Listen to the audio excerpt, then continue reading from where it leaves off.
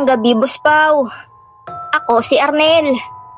Isa akong masahista na nagtatrabaho bilang home service therapist sa Quezon City. Nasanay na ako sa ganitong hanap buhay. Araw-araw ay may tumatawag para magpa-schedule ng masahe. At pupunta ako sa bahay o kondo nila. Sanay na ako sa iba't ibang klase ng kliyente. May mga tahimik, may mga masyadong madaldal, at mayroon ding mga tipong parang gusto lang ng kasama sa bahay. Ngunit isang karanasan ang hindi ko malilimutan. At hanggang ngayon ay pinagsisisihan kong sinagot ko ang tawag na iyon. Isang gabi ng Biyernes yon, Boss Pao. Pasado 8:00 na ng gabi. Nakatanggap ako ng tawag mula sa isang bagong number. Ang sabi sa telepono, kailangan daw niya ng home service sa New Manila area, malapit sa Hillmore Avenue. Hindi raw siya makalabas ng bahay dahil masama ang pakiramdam. Sa isip-isip ko, medyo delikado dahil gabi na.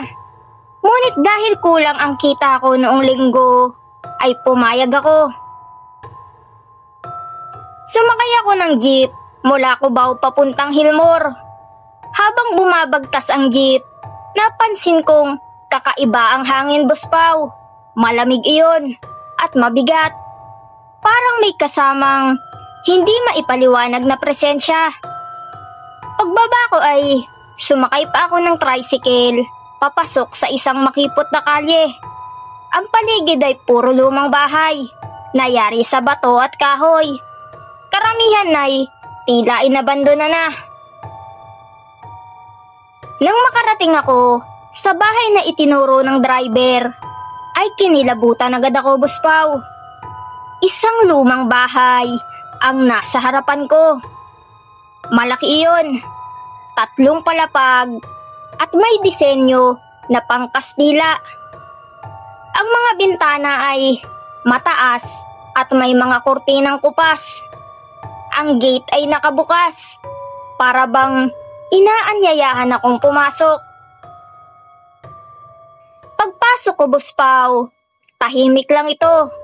Walang aso, walang kahit anong tunog, maliban sa hampas ng hangin.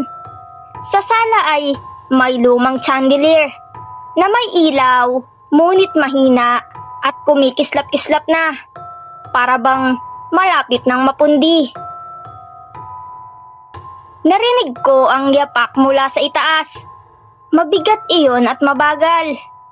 Dumating ang isang babae, Boss Pao. Nakaputi at payat. Mahaba ang buhok na tila basa.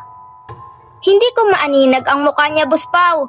Yung malinaw dahil natatakpan ng buhok at ang dilim. Ngunit mahina ang tinig niya. At sinabing doon daw sa 2 palapag ang kwarto niya. Sumunod ako, Boss Pao. Habang umaakyat ay napansin kong malamig ang hangin at bawat hakbang ay lumilikha ng ugong sa kahoy na hagdanan. Sa 2 palapag ay may mahabang pasilyo. Ang mga pintuan ay nakaayos sa magkabilang gilid. Ngunit kakaiba yun, Boss Pao.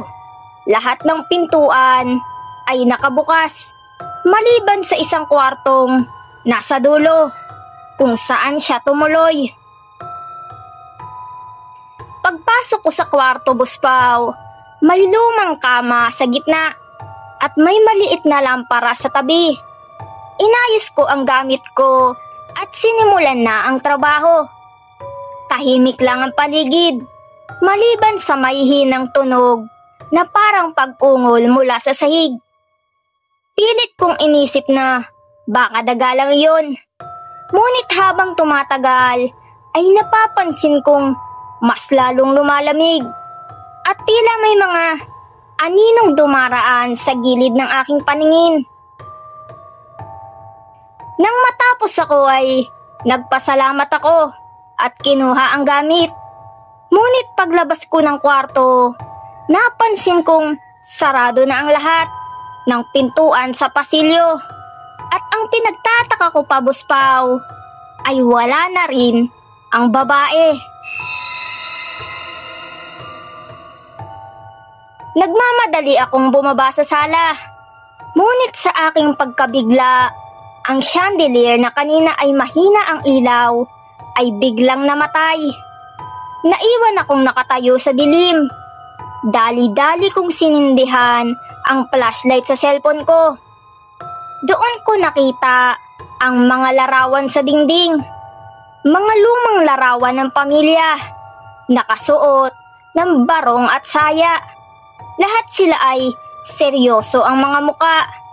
At sa isang litrato, Boss Pao, nakita ko ang babaeng nagpa-home service sa akin. Ngunit ang litrato ay halatang kuha pa noong dekada 50 pa. Bumilis ang tibok ng puso ko, Boss Pao. Agad akong lumabas ng bahay. Ngunit sa paglabas ko sa gate, napansin kong wala ng tricycle, Boss Pao. Wala na rin kahit anong tao sa paligid. Ang buong kalye ay madilim at tahimik. Para bang iniwan ng lahat ng buhay. Naglakad ako hanggang sa kanto at doon ko lang nakita ang isang matandang lalaki na nakaupo. Nang tanungin ko kung saan ang pinakamalapit na sakayan, tumingin siya sa akin at nagulat. Ang sabi niya, imposible raw akong galing sa bahay na iyon dahil matagal nang abandonado ang bahay at wala nang nakatira roon mula pa noong dekada 80. Sa sinabi niyang iyon, Boss Pao, hindi na ako nakapagsalita. Tumakbo na lang ako, pabalik ng Hilmore. At mula noon, hindi na ako tumanggap ng kahit anong home service kapag gabi na, lalo na sa mga lugar na hindi pamilyar. Ngayon, tuwing may tumatawag sa akin gamit ang hindi kilalang numero para magpa-home service, nanginginig ang kamay ko bago sagutin, sapagkat alam ko na minsan ang mga tumatawag ay hindi nakabilang sa mundong ito.